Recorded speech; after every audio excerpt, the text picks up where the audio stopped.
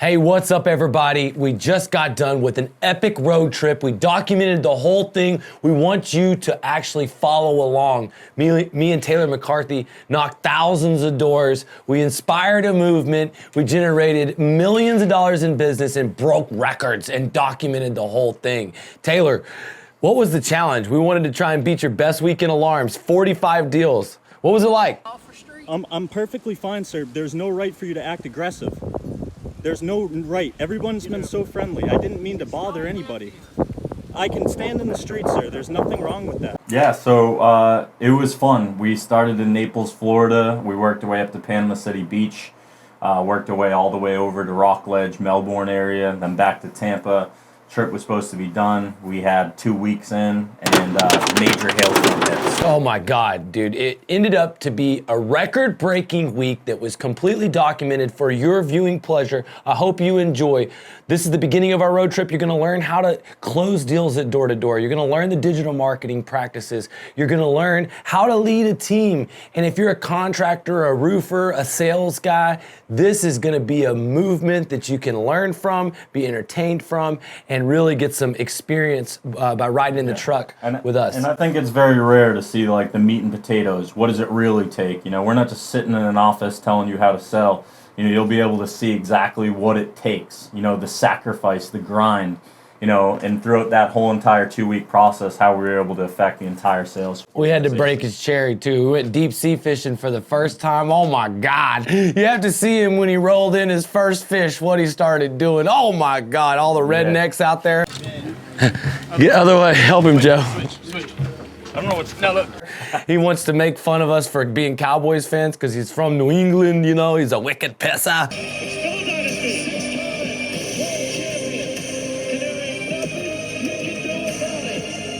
But y'all gotta stay tuned for this episode. We go fishing, we go closing, and it's all for your viewing pleasure, so enjoy.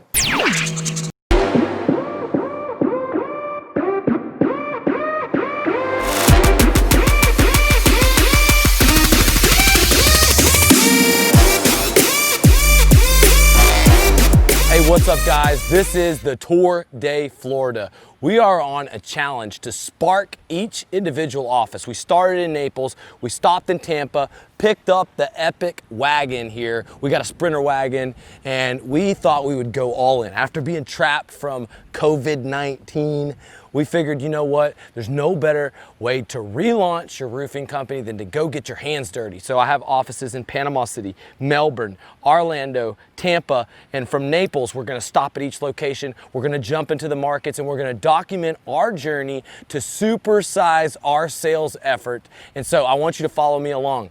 Inside, I got Taylor McCarthy. This guy was never selling roofs in the past. He was a door-to-door legend. He'd sold solar, he'd sold alarms, and at one time he landed 45 alarm deals in 1 week. What we're doing is recreating that epic push. We're in the middle of an epic sales contest. Taylor is trying to set the pace for the entire industry, and we're seeing if he can duplicate 45 roofing projects, like 45 alarms. He's back behind me knocking doors. Yesterday, we pumped out an awesome sales meeting, and it wasn't even 15 minutes out of the meeting, he was dropping signatures. He dropped in 3 signatures before 12 o'clock. What we're going for here is 45 roofs in 7 days. We're doing it in 5 different markets. We're gonna kickstart the storm, and we want you to follow along. Here you are. This is that YouTube episode called Tour de Florida. I hope you enjoy. All right, what's up everyone? My name is Taylor McCarthy. I'm 30 years old. I'm originally from a small town in Massachusetts, and I've been involved with direct sales and door-to-door since I was 18 years old. Hey, my name's Cagney Rogers, and I work for RRCA. Lee Haight introduced me to the opportunity. Say get out my goddamn gate! Yeah, so one of the things I love most about RRCA is the people. Some of the coolest people I've met, but also people that push me to another level. You know, like-minded individuals, people that are out here trying to make something of themselves, trying to one-up their game or to level up, or to provide for their family, or just to buy cool toys. Hey, what's up guys? I'm here with one of my best friends growing up, Cagney Rogers. We're both from Granbury, Texas. That's a small town outside of Fort Worth, Texas. I'm a small town guy, but I've lived a lot of places, and I was working on getting Cagney into roofing for a really long time. He is the general manager of our Panhandle, Panama City Beach location, and that storm, it went from 0 to 10 million fast, but then we lost our momentum. And as a friend, business partner, Cagney also does a lot of commercial work with us. All I wanted to do was make sure that he won. And that's why we really wanted to come up there. But Cagney, let's talk a little bit about your backstory and how long you know me and our story growing up and getting in the roofing business. Yeah, well, like Lee said, we went to high school together, go Pirates. So we'd been great friends after high school, and I went off on my own with my dad. We started a environmental business, and we had some successes. We really had put all our eggs in one basket, and so once that happened, we were hitting some struggles. My dad's health got bad, and it just happened to be that Lee was living down the road from me, and we had opportunity, and so the opportunity finally presented itself to where I could see myself transitioning. Well, Cagney's great as a salesperson. He's great as a business consultant, and so he really enjoys the project management aspect of it, but he knows commercial. He knows he's a licensed public adjuster. Now, right now, what happened was leading a sales team was unique to him. Having all these different moving parts, these stresses, these customers complaining, money going out, and constantly having to deal with big issues. We rebuilt a news station in Panama City. Can you walk us back, like responding to Hurricane Michael, one of the most stressful deals of my life? We did this re-roof for these car dealers, and they swindled us into doing this job for extremely cheap. They held us hostage with the money they owed us. But that was the start of Panama City. Was it stressful? And we had it was pivotal because this dealership is probably about 700 squares of tile, and it was right in the middle of the city, and it was smoked.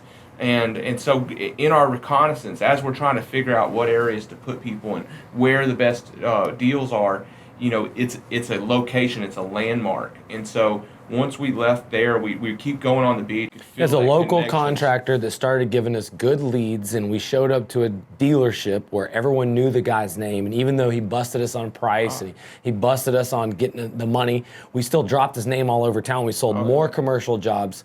And then you had a sales team that was going. Y'all were probably overnight the biggest roofing company in Panama. Everyone saw your trucks. It was wild. How many people how many sales guys? We took over. I'd say we rented one of the only properties available for running an office. So we went all in, and we ran a good book of business. The challenge happened, the real failure, the wall was, Panama is in Bay County kind of a kind of poor area and a lot of damage. The insurance company screwed them on a lot of stuff. Yeah. So there was basically a brick wall in production over the bridge in Bay County. And we had to start expanding our territory and working areas where, they didn't get hit directly from the storm. And, Cagney had come to a point where his sales had stopped. It was complete devastation. It's more than roofing, and you had a lot of people that, that knew how to sell roofs, and so we had a backlog. And as an owner, as a manager, I had a lot of problems on my plate. I had a lot of money on the streets, and so my sole focus was clearing out the shit. I mean, it was swarming me every morning. I had leaks. I had this, and so my priorities were on that book of business, cleaning it up. And my driving force in my sales, I was losing top salesmen because production was bad. People were upset. We weren't getting the reviews we needed. We didn't have the systems and processes in place we peaked. We had everything, but we made it through, and then we start going down. And I take full responsibility as an owner for not having some of the core value, culture, strategy, some of the different protocols in place for directors of operations, mid-management. There's a lot of improvements that happen before, and the real sales growth.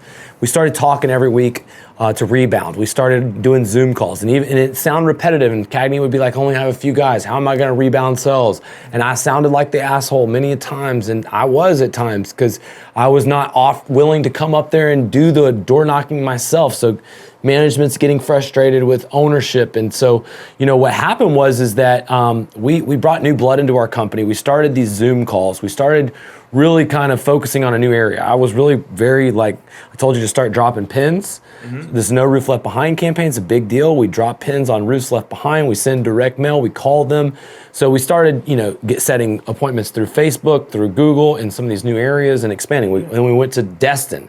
Now we've got new areas in Pensacola. There's a Crestview. It's the panhandle takeover, And is what it is. it's a takeover of the whole area, and there's so many wind damaged roofs there. And if you're in the area, there's no reason why you wouldn't come down to the panhandle from any of those states, because they pay highest per square. And Florida, you get all these code upgrades, you get the insurance companies to pay for, you've got, matching, you've got the fact that 25% of the roof gets damaged and your roof can be replaced. So we get these roofs replaced and paid for, and we don't have competition because of the licensing. And so expansion from Panama City itself into the whole panhandle was a transformation. And now we have guys selling 7-10 deals a week. We have guys that are on track to make over $250,000 in sales, and we have this growing market. And so, the real push for you in that market is, what's holding you back, and how did you get out of that focus on the negativity to focus on the door-to-door? And where do you think the transformation? You think Taylor and these infusion of door-to-door guys helped that shift a little bit? Well, I think it was a multitude of things. What it was is me being able to control my anxiety about it and shift my focus. I knew that if I focused on my problem jobs and my old money, I knew that I was in that valley. I knew that if I kept going down, my sales were going to go down. And so I had to change my mindset. I was reading a couple of books. I was reading a couple of books at a time, and I remember talking to Lee and saying, I've got 3 open books, and I can't seem to finish them because, things would resonate with me. And I started getting out of that control because you got this fear, you got this anxiety, and the only way to solve it is to try to control something. So it's easier to go out and do a problem repair and a punch out and try to collect a little check because you get an instant gratification than it is to plant really a seed. Invest into the systems and processes. Well, invest into the growth of your new book of business, because it's simple. Each guy you have knocking doors, if they're getting zeros, they're not selling a deal, then that is one guy that's not generating a free pipeline of future referrals, deals, and momentum. Not to mention, if you're not investing into the marketing, if you're not investing into recruiting, the whole thing, the death of a salesman in a company, it happens one day at a time.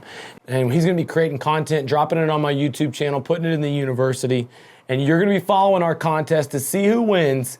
Is it Joe? Is it Ethan? Who wins the fishing contest? You're part of the No Roof Left Behind campaign. What does Taylor do on this fishing trip where he can barely even fish and we take him 75 miles offshore? He freaks out. He's a wicked pessa. Y'all stay tuned. This is a fun episode. So the reason why we took an RV and we're looking a little rough in some of this footage was because there was no damn barber shops. Everybody else making excuses about going to work, and we're out here in an RV. And, we get up in the morning and we start the sales meeting. How do you run a sales meeting and get these guys motivated? Well, it's crazy. What he said is, we'd be parking this RV, we'd drive throughout the night, we'd get to the office dead tired, crash in the RV outside of the office, roll out of the RV and run a sales meeting. And I think when you run a sales meeting, your goal is to sell your salespeople on selling. It's to invigorate them. It's to create that energy, that spirit within. That's what enthusiasm is the spirit within. And if you can reinvigorate that spirit within your people, they're going to be more motivated. And once they get their motivation, then they can have that consistency. And, we say this a lot, part of the company, but first comes the action, then comes the motivation. And by us taking the action, haven't got a haircut in how long, renting in an RV, a little bit uncomfortable, but at the same time, to be able to affect the people we were able to affect on the trip, it wasn't just the sales that I was able to personally produce or the sales that Lee was able to produce.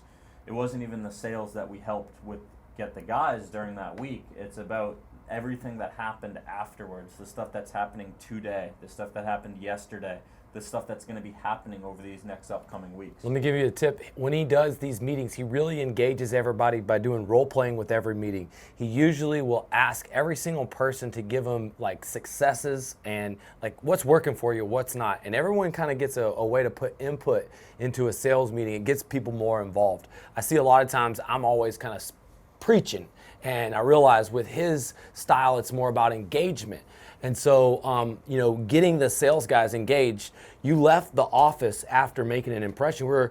We had a small team, 6 to 7 guys, and we had a goal. We were going to get, you know, more deals, double sales. And, you know, what did you do right off the bat to have results? So it starts with this, and I'm going to break it down for you guys. Like, people say there is no secrets in sales. I want to share one with you right now.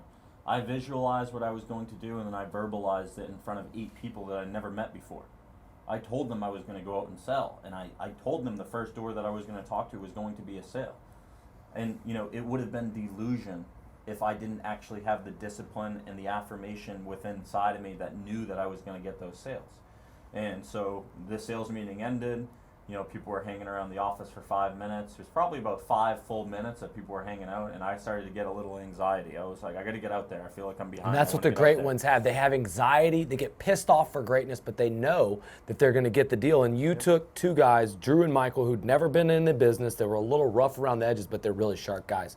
You know, and that's cool in the panhandle. It's good. They're contractors. Mm-hmm. But they then have. So tell us, how do you duplicate yourself by teaching guys and believing in guys like Drew and Michael? What happened? Well, like, it's like the sales line, like, without vision, your people will perish. And they needed to see my vision, and they needed to see me close those deals, and they needed to see how I handled I'm not interested. You know, I'm pretty sure the first door that we went to, you know, the lady was going to shut her door, and I was like, wait a second, do you even know what happened last Tuesday? Did you guys know about it or no? And then she opened her door, and then I started to explain to her, but just with those 2 seconds of, you know, gaining her attention allowed me to get that first sale, where a lot of the time somebody would have let the lady shut the door or just handed them a business card. But then once, you know, these brand new sales reps could see the process, then it became real for them. And once it becomes real for them, and once they see their leaders out there leading from the front and being out in the grind and willing to do, like, I'm never going to ask somebody to do something I'm not willing to do. And he posted 3 deals in an hour. There's an intention statement about that. So we have a contest, and we post to the sales team. We said, okay, we're going to take you on a fishing trip for the ages. We're going to go 75 miles offshore. We're going with Captain Matt Miller, and we are going to get grouper. We're going to get big fish, and we're going to eat the crap out of them. And so basically the 2 top sales guys are going to get a space to go mastermind with me, Taylor, and with Cagney. And so I want you to watch these guys in the Panama City duke it out, fight it out, and really go in, all in, because Taylor signed 3 deals right out the gate. Then we got off to a rough start the second day. And a lot of times your day's not starting off on the right foot. There's negativity involved. And it's even how our fishing trip started. There was some Taylor messed up some fish, okay? And he could have got pissed off about a lot of things. But what happened? How do you kind of relate those things? Oh, and you almost got stabbed. Yeah, I almost got stabbed too. Oh, let's show that clip. Here, look, here's Taylor. Here, check out Taylor almost getting stabbed right now from a guy getting pissed off in the neighborhood, dude. This is great. This is like the 3rd guy that tried to assault him. Yeah, so, you know, what I want to do is I want to maintain an even keel throughout that process. So anybody in sales, anybody in direct sales, like, don't allow your highs to get too high and don't allow your lows to get too low. If you can maintain that even keel throughout the process, it's only going to help you. So, you know, you talked about, you know, when we're selling in the field, you know, everything isn't going to go in your favor. You know, everything during the day will help you or hurt you. There's no neutral, but that's what I want to do, is maintain that even keel. So really, I was busy with digital door knocking, helping the guys do the video ads to create leads. Taylor was busy going hardcore to door. And it's the combination of door-to-door and digital contact and content that makes the super freak contracting company. And it doesn't matter what kind of entrepreneur you are. I want you to look, see, as we're going through these digital door knocking videos, we're going over the holy trinity of video ads, which hidden damage is the most important thing to contracting. Doesn't matter what you do. If you don't address it, it's going to cost unnecessary expense. If you can help them avoid that, add value, and make their home look better, they want to talk to you, baby. They like improving their homes. So once you figure out how to frame the story, to use testimonials, to go ahead and make them an offer they can't refuse, that's when you're digital door knocking. And so if you're watching this video and you haven't got to pick up my book, go ahead, pick it up. It'll teach you the holy trinity of video ads, but more importantly, check us out. This is a great example of me executing the digital door knocking hidden damage video, and then look at some of my other guys as they go through this process. These are some great examples for lead generation videos for your contracting company or lead generation company. Hey, my name is Lee Haight, and I want to help you avoid the biggest mistake that homeowners make before hurricane season. As you can tell, I'm a local roofing company in Destin, Florida, and if you're watching this video, I'm in your neighborhood right now. What we're doing is preparing this home for the storm with peel and stick underlayment. This is a complete rubberized asphalt membrane, and this is like a complete roof system that protects you against any water or wind-driven rain. Now, I want to help you never overpay for a roof, and if you're watching this video, we're actually, for a few lucky homeowners, going to install a free peel and stick upgrade. And what that means is that not only will you have wind resistance up to 120 mile an hour, but you will have complete double protection for your home. Now, the reason why we've been selected, this man owns 80 properties, is because we have a price value guarantee. When we go line for line, there's not a single roofing contractor in the panhandle that can beat our price value guaranteed. So please click the link below for your chance to get a free peel and stick on the entire roof upgrade. Now, typically this is a $4,000 value. We're giving this to Destin homeowners that are watching this video, this value because we're in your area. Our trucks and trailers and workers are working around you, and so I want to pass the value on because of the convenience. So please click the link below so you never have to overpay for the roof. So you're completely prepared for the hurricane. And if you're worried about expense, don't worry, we offer in-house financing. Look, we're the 27th largest roofing company in America, so we offer zero money down for the first 12 months. Click the link below to get a free upgrade, sometimes a $4,000 value to this peel and stick underlayment. And see, the cool thing about this stuff used to only go on commercial grade flat roofs, is on the back side, this sticks down to the fiberglass, this sticks down to the deck. And when you drive a nail through it, it actually seals around the nail because it's a rubberized membrane. And then we install this CertainTeed. Now this shingle is by far the heaviest shingle on the market. Now the reason why we prefer this shingle is because of the warranty. We're able to offer a lifetime warranty. So look, this shingle, sometimes it costs just $40 a square. On average, it's about $1,600 to $2,000. Look, if you click the link below, we'll give you a free upgrade to CertainTeed Landmark. And see, right here, it has a reinforced nailing strip. Now, you can't really tell, but if you put 5 to 6 nails per shingle, this shingle will be resistant up to 120 mile an hour wind resistance. So not only do we offer a price value guarantee, we install a roof with better quality materials. We offer metal for the same price as shingles. We do residential, commercial, repairs, replacements, and for zero money down, we can come out there, quote your job. Because we're very, very close to you, you're watching this video, we're in your area, you'll have the opportunity to get a free peel and stick upgrade. Click the link below and we'll see you outside to give you a price value guaranteed. Hi, my name is Joe Skiba. I'm a project manager with RRCA, and we install a better quality roofing system and make your insurance pay for it. Let me tell you how. We start with this is the most important, secondary water barrier. 3, 2, 1, action. So let me show you the components of a better quality roofing system that RRCA installs every time. Next thing we use is CertainTeed shingle, pick it up, go. Next thing, okay, I see what you're saying. I'm good right here. So, have us out for a free Yep. inspection to see if you qualify for a roof paid for by your insurance. All right. When Lee approached me about the work, I was a crane operator in the refinery in Corpus Christi, Texas. I was making great money. I was making $35 an hour, $75 a day per diem, and I was just tired of sitting in the crane, and I was tired of working every day, punching the clock in and out, you know, basically depending on somebody else to tell me to show up to work or not. 3, 2, 1, action. Hey, just introduce yourself for the camera and tell us how you got in the roofing business. Hey guys, I'm Ethan Weatherman. I've been in the roofing industry for about 10 years. My dad's a general contractor back in Texas. I've grown up doing it my whole life as far as putting roofs on myself. In high school, carrying bundles up the ladder to help guys, and just been an industry that I've been really passionate about and wanting to learn more about, and just decided to make it a complete career path for me. Do you see how I took him through the process? Nice and easy, one through one. Kept him interested and kept answering the questions that needed to be answered. All right, good.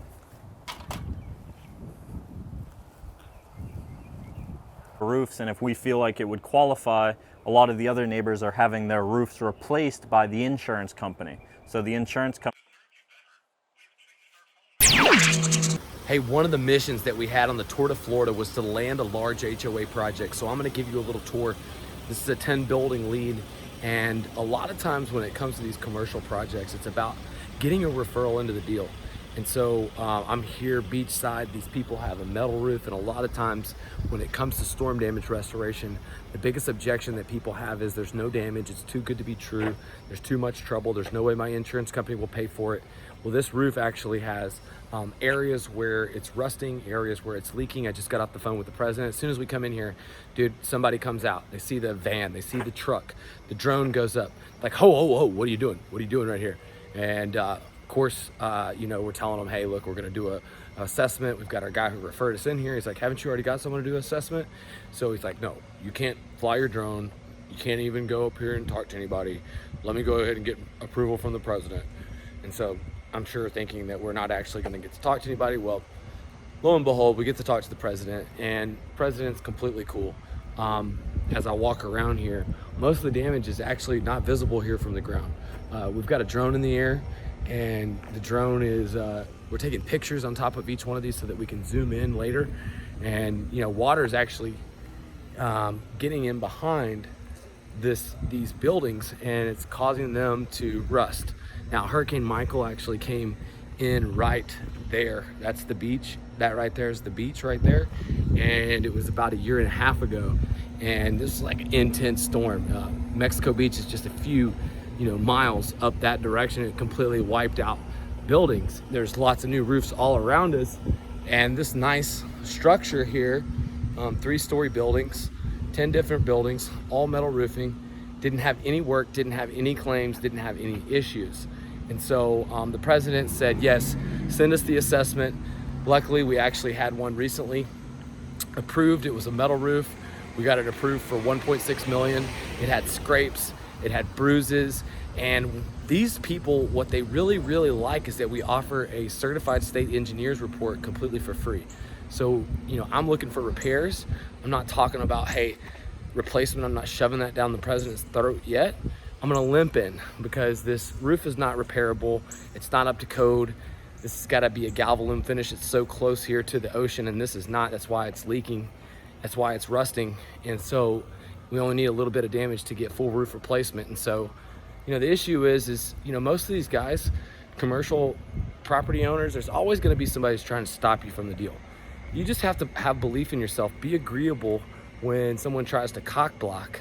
And the drone, the completed offer, the free engineer's report, the case studies, though, is really where it's at. We've been selling commercial for a long time, but here in Florida, we got to rely on this case study of a guy who happens to be the chief financial officer for the state of Florida, another HOA property, and here we are, Alex, cameraman.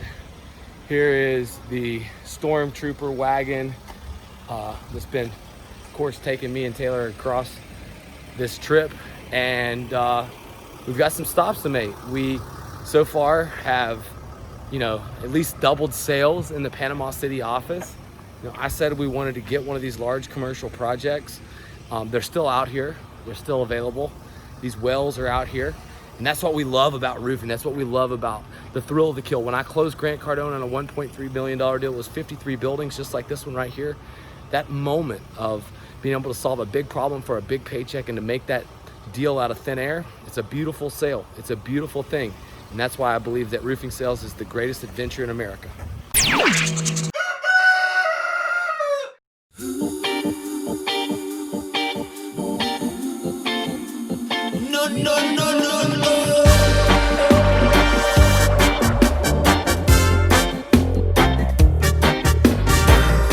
Hey, the Tour de Florida is taking us off the shore of Pensacola. We're here, Miller time. Old buddy of mine, Matt Miller, has got us about to get on some amberjack. We actually are close to the damn Louisiana border. This is what you call team building right here. We told Taylor this morning, he's from Boston. We said, Taylor, it's only gonna be 1 foot seas. Don't worry, it's gonna be real calm. It's not gonna be a big deal. He's like, man, I'm nervous about getting out there on the open water. I'm like, oh man, don't you worry about it, bro. Well, turns out here the weatherman was wrong. And that's Ethan Weatherman who said it would be 1 foot seas. He was dead wrong. They lied to us like they always do, but we made it, and we're about to get, see if Taylor's only been fly fishing before in Montana. We'll see if he can handle some deep drops. It's about to get action here. There's gonna be some bites happening real quick. We're going for cobia. Okay, we're gonna be playing some games here. Biggest fish for 200, first fish for 100. Cash. Cagney's got it. Uh-oh, what we got here? What we got here?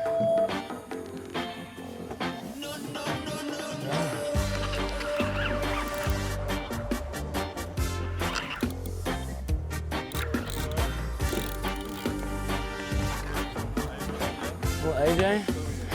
Little cobia? There's AJ.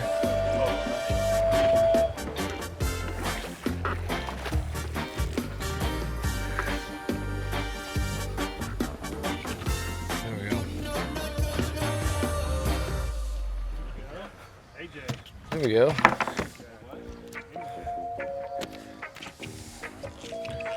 Oh yeah. Nah, I'm good. Oh! Hey!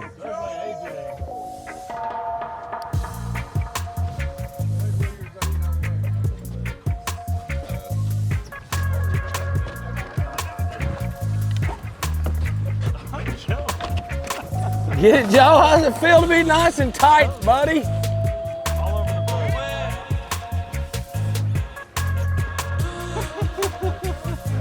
Hey man, what do you love most about roofing in Florida, man?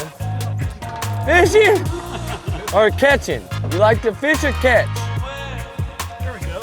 Okay. Oh, we're fixing to get a triple dipper. This is what it's all about, people. This is what it's all about, people. Here we go. Here we go.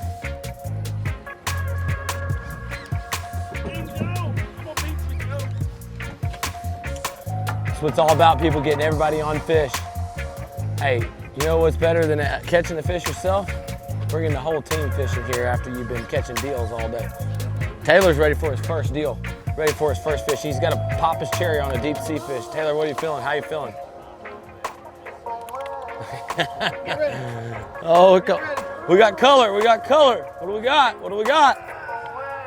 Big AJ. Big ball! Hey, on the boat! Get him, Joe! Big AJ! There we go. Hell yeah! Come on! Y'all boys better hold him up! Top 2 sales guys of the week, of the month.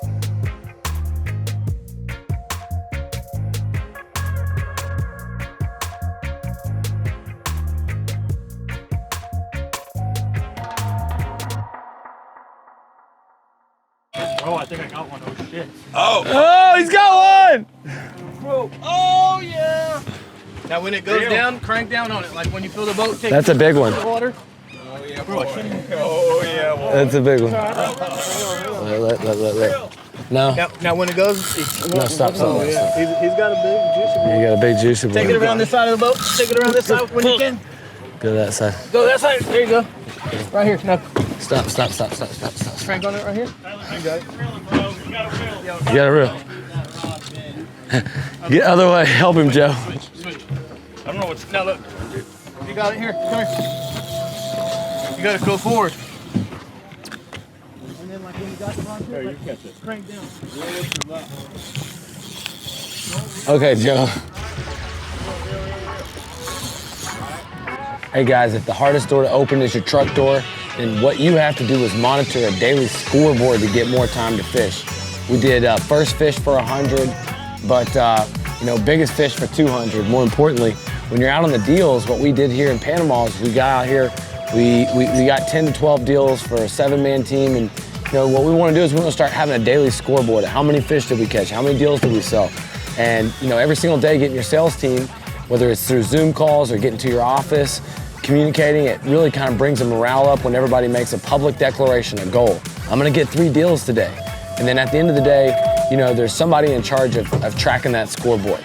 And little incentives, we have a big, right now, trip to Vegas. All the people are fighting, all the salespeople in RRCA are fighting for their right to win this tournament, but we also have small spiffs all the time. whether it's $100 bonuses, $200 bonuses. You know, what we want to do is we want to help you hold yourself accountable to your own goals. And if you want to earn money while fishing as a contractor from time to time, that means you got to go out there and set the pace as a contractor. What I did as an owner this week is just go out there, make yourself available in the field, and do what others think maybe is above a owner's job. That shows everybody else that if you go out there and do the hard work, that you'll get the good results. And this is what everybody wants to do. You want to spend more time fishing. We rewarded the top 2 guys for the last 2 weeks. Joe and Ethan, and Cagney's done a great job here. Luckily in Florida, you know, that's what we do on Sundays. We go fishing, we sell roosts, we fish all day selling roosts, we fish all weekend looking for big fish. Hopefully Taylor's gonna reel in the next one, not reel it backwards.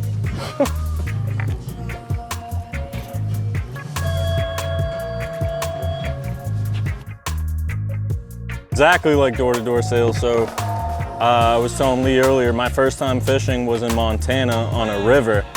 I was on the Missouri River going fly fishing. It's my first time ever deep sea fishing, and like it's exactly like door-to-door sales. You switch turf by switching areas. You know, you have to be positive. You have to be positive or else you're not going to catch anything. And like once you start getting positive about like thinking about stuff, like I haven't caught anything, but I'm about to get real positive right now. And the goal is to catch something, so we're gonna reel up. Grab it, dude.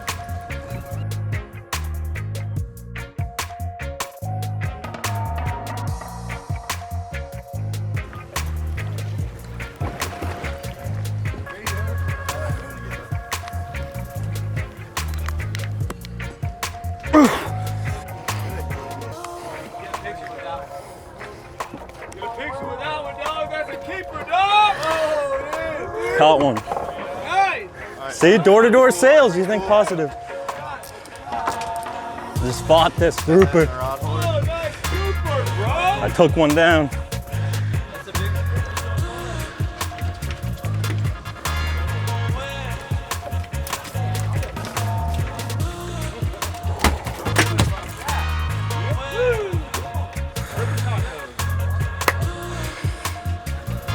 How do I hold it? I never.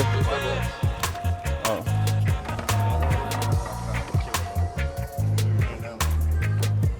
Hold him like a man.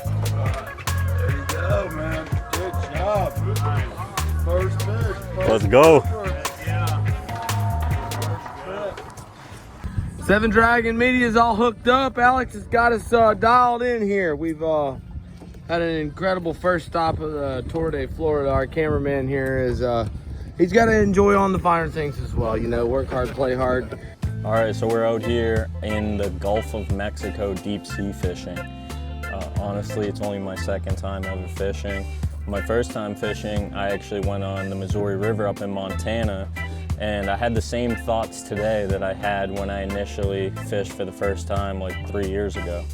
And it's that fishing and door-to-door sales are so similar, right? It's like, you know, when you go out to turf or when you go to an area, you know, your mindset really depicts whether that's a good area or bad area. You know, some people will be like, oh, it's a bad area, that's the reason I didn't sell. And, you know, if you're out here fishing and, you know, all your buddies catch fishes and you don't catch anything, you know, and then you start to get negative, well, I don't think you're gonna catch as many fish as everyone else. You know, it's kind of like you keep a positive attitude, and it's very much similar, because like, you know, you can be out in the field and, you know, maybe think it's bad turf, but really you just talked to 3 bad people that weren't even qualified. They weren't even a good fit for what you were wanting to do. So, you know, being out here definitely gives me that feeling. And, you know, I actually noticed myself at the beginning of the day, I started to get a little bit negative. You know, I was in the back, I was getting water on me, it was uncomfortable, and, you know, I could barely move. I felt like I was on a carnival ride, you know, I felt like I was gonna get sick. And then, you know, at the beginning, the first spot we went, you know, I didn't catch anything, and I was like, oh, I'm not gonna catch anything today. And then the second spot we got, more fish were caught. I still didn't catch anything. And then I thought about when I was in Montana and didn't catch anything, then I actually started thinking very positively. and I caught 3 fish in Montana, but it was that mind shift, and we got to the 4th spot, and I said, you know what, I'm gonna catch a fish. I'm gonna think positively, and I'm gonna be prepared and ready for when that fish grabs my bait. And got my first grouper out of the deal here in the Gulf of Mexico. It's the same thing, right? I'm in a positive mental attitude, but maybe if I didn't catch that grouper, if I would have allowed myself to continue to get into a negative mindset or even thinking things, your thoughts will become really your emotions, which will then lead to your judgments, and you know, that will lead to you making a decision or ending with your result, and vice versa, you know. You might go 20 doors without a sale, and then you might get 1, and then you're going to be positive again, and then you're probably going to get 2 or 3, and it's the same way. Keep that positive mental attitude at the beginning, and you know, you're more lucky to be lucky. And yeah, we're having a great time out here in the Gulf of Mexico. It's awesome. Super job, motherfucker!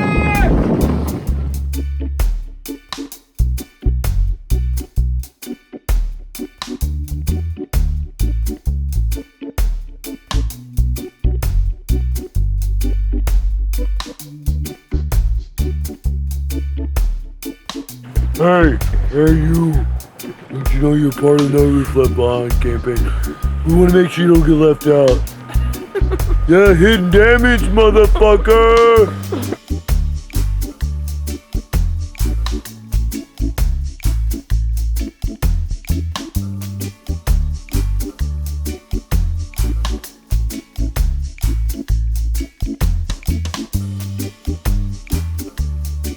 Hey, it's Joe Skiba with RRCA, and this is a big reason I love working in Florida instead of Texas.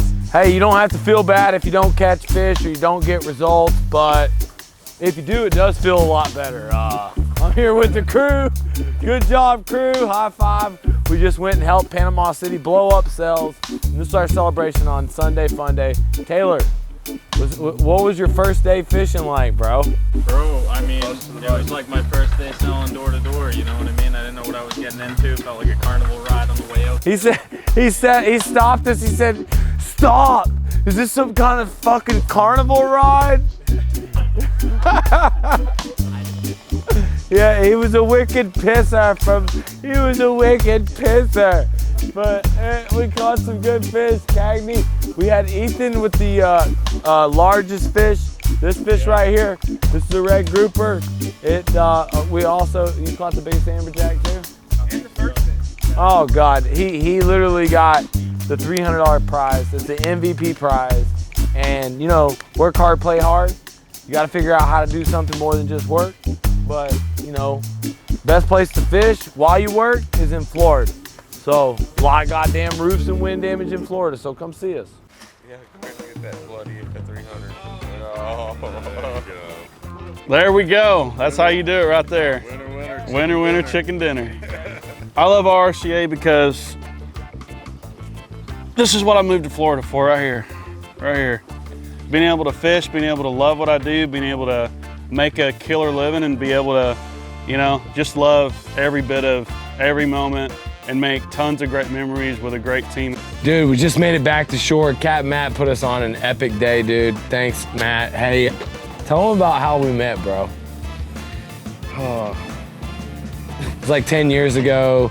My dad just bought a boat. We were in Atlanta, Georgia, selling roofs, and my dad was like, I just bought a fishing boat. I wanted a wakeboarding boat, he bought a fishing boat. But he found Matt to take us fishing. And that was how long ago? About 10 years ago. About 10 years ago. Walked into the bait shop and said, hey man, can you take us fishing? I said, yeah, sure. I was like 18 years old. Hit it off. Hey, since then, Matt has started his own charter business. You can find him on Instagram at Soulwater Charters. Today, we killed it. He said we were gonna go out there, we were gonna hit the amberjack, we were gonna get some grouper. Well, how'd you find the spots? Just years of fishing, man. The more I get to go out there, the more I find spots and the more fish we get to catch on each one of these trips. Now we went far out here. We went out of Pensacola, and I think the first spot was probably like 20 miles offshore. Yep. Then no luck there. Then we headed about 50 miles to a rig from there. Caught amberjack. Then about 15 miles from there, we went and found the grouper hole, and we found snapper, grouper, red grouper. You know, we had a little bit of everything. A little bit of everything. So, you know, you never know what you're gonna get into when you come fishing with Saltwater Charters. I want everybody to look them up on Instagram at Saltwater Charters. This guy right here is an epic fishing captain and a great time. And that's what it's all about. Sunday fun day, baby. All right, man. What a trip, Oh, man. look. So what are we gonna do? All right, it's Are we gonna go to the hotel and take a break? Or? it's Sunday. It is officially, what is it? Day Let's Wednesday, Thursday. Let's give them an update on the Tour de Florida. All right, Tour de Florida. So we left Wednesday. We took off at 11 a.m. Drove all the way up to Panama City Beach. Got up there, and then Thursday was in the field with the guys. Friday in the field, Saturday in the field. Got a bunch of deals, got to influence a bunch of brand new sales reps. And Sunday we had a great day. We went 75 miles into the Gulf of Mexico. Great day today. And we are off to Rockledge. Yeah, which is, we're in the panhandle of Florida. We're going to the East Coast. We've got about a 7-hour drive. Yep. And Taylor's gonna be getting the drive. I think I got a tie down on that one, but we're all the way up in Pensacola, which, if you guys don't know, we're pretty close to, where are we close to? Well, that's the beautiful thing about the panhandle region of RRCA. We've got Pensacola, Gulf Shores, Panama City, Destin, all these areas are great areas. The Rockledge group is really kicking some major ass, and they're excited about us coming over. And yeah, no, definitely excited to see those guys. Got some real hustlers over there. So these guys are coming for the top spot, rainmakers. I would have to say Rockledge is definitely the leading candidate for the office with the top culture this year. As those guys. It's funny, we overlooked that storm. I went there because I didn't have a hardcore door-to-door soldier, and I didn't really get the storm started. I bailed, and Jared, Janacek, Chris, they were able to actually be hardcore door-to-doors. They multiplied. Now the key to any type of viral growth is always to duplicate. Yep. And that's exactly what they did. So they came in November. They put up $3.6 million in residential, like re-roofing, mostly shingles, asphalt shingles, and it's a beautiful thing because they got some massive momentum. See, the thing is, you don't have to chase all over the country. You got it set up in Florida. Like, what do you think about this turn? I mean, it's great. I think people will put it into perspective, especially Lee, like, there's always going to be a storm in Florida. You know, it's almost like its own country. If you look at it on a map, there's this little, you know, inlet that comes out that's just constantly crushed by storms. And if the insurance company is going to legitimately pay if there's damage on these roofs, you know, homeowners aren't going to go out of their way. So they just need somebody to educate them and go through the process. And it's been fun to see the team grow. It's been fun to be a part of it. You know, I'm looking forward to getting to Rockledge. It's going to be definitely a pretty long drive, but you know, we've got some good young up-and-comers in that office too. So. Well, after your first fishing trip, tell me about first fishing trip. You know, going offshore. You said it was a carnival ride. No. So this is. What was the carnival right. ride? So this is what it is, right? So I've been fishing one time in my entire life. It was in Montana and was fly fishing, and I had the same experience. The first 3 hours, I hated it. I was like, dude, this is terrible. I'm not catching anything. I was so negative. And then I changed my mindset, and you know, I started having fun with it, and you know, I started catching fish, and it was a great experience. And then today, I got right back into that mindset. You know, I get onto a boat. There's like these 3 bean bags, and like I'm probably sitting in the like terrible part of the boat because like the whole entire time I feel like I'm gonna throw up. Like if you ever go to the carnival and there's that ride called the zipper that does like the spins. Like I remember I had this traumatic experience when I was younger. You know, you can get the point. I got sick. And point being, we're on the boat out there, and I'm like, oh my gosh, what's going on? We had a great day though. I'm on a tangent here, so yeah, carnival rides, you got the drift of it. But yeah, great day up here in the Panhandle, Rockledge. We're coming to see you guys, and who's gonna outsell us? We're rocking this thing from Pensacola to Rockledge. See you guys soon. Hey, thanks for watching our episode. I'm here with the Wicked Tessa and Cag Nasty right here. And we want you to watch the rest of our Tour de Florida. I wanted to give you a little bit of a behind-the-scenes play-by-play, though, on the results of our fishing trip, the results of our sales blitz, and this guy almost falling off the boat. Like, you should have seen this guy. Like, we tricked him into going out there. It was 3 footsies. I'm nervous. No, so I'm a rookie fisherman, I'll admit it, right? And these guys are like, oh, we're going like 20 miles offshore. There's like 6-inch, maximum 1 foot waves. Flat calm. Yeah. Did you think you were gonna die? No, I didn't think I was gonna die, but I mean, like, apparently I was sitting in the worst part of the boat because, like, at one point I'm getting, like, I'm moving all around, I can't get up, and then the other point, like, I'm having water all over me. I'm like, oh my gosh, but He's tall, and so he's all like gangled out on his beanbag, and he's in the front of the chair, and the thing's bouncing him all around, and he doesn't have his sea legs yet. And there comes about 4 footers too. Yeah. It wasn't 6-inch seas. By the See, way. and Captain Matt, he gets to the location fast. So, like, he has a catamaran, and, you know, he drives hard into those 3 foot seas. And this guy right here, the Wicked Pesa. yeah, keep in mind, right, this is 75 miles into the Gulf of Mexico.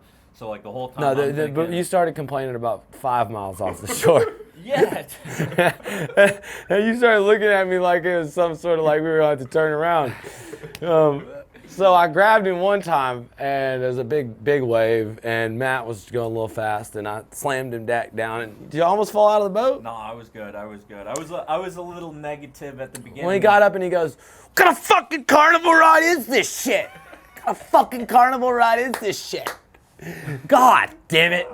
How do you fucking pee off of this thing?" And this is where the wicked pisser comes. This happens all the time. You go out in a pissing boat and you get, you know, like, we got pissed. There's a little too much motion. There's too in the much ocean, motion. You know? It's like, so Taylor's over there. How'd you finally get it out? Bro, you have to use a bottle in those situations because when you have to pee upwards, it doesn't really work, especially when a boat's rocking left and You're right. trying to stand on that sucker, trying to keep it. Typically, whenever I first try to pee off a boat and I'm trying to figure it out, you got to actually like get into that meditation station where you ain't worrying about anything except for the sound of the water before they get the pee to come out. But that's why we call him the wicked piss out. But let's go into the sales deals. We crushed the goal. Your goal was 20 deals. How many deals did we end up with? 41. 41 deals. It was incredible. It was incredible, and I was very surprised Taylor did not get sick on this fishing trip. He did great for his first fishing trip. Came in clutch with the Dramamine on the wake up on the RV. Yeah, I woke I him literally up with it. woke I said, up you gotta come with it. Dramamine.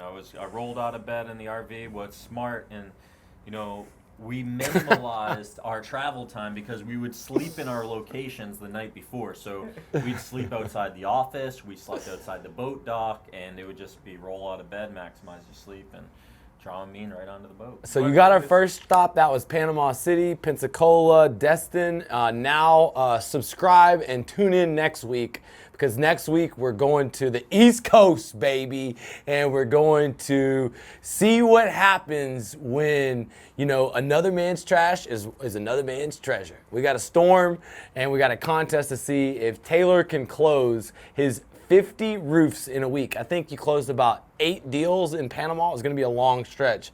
But we got some support. So on this road trip, we hit Melbourne, we hit Tampa, and then we got a final stop in Orlando, Florida. So y'all stay tuned for this epic Tour de Florida and subscribe to my YouTube channel. Thanks.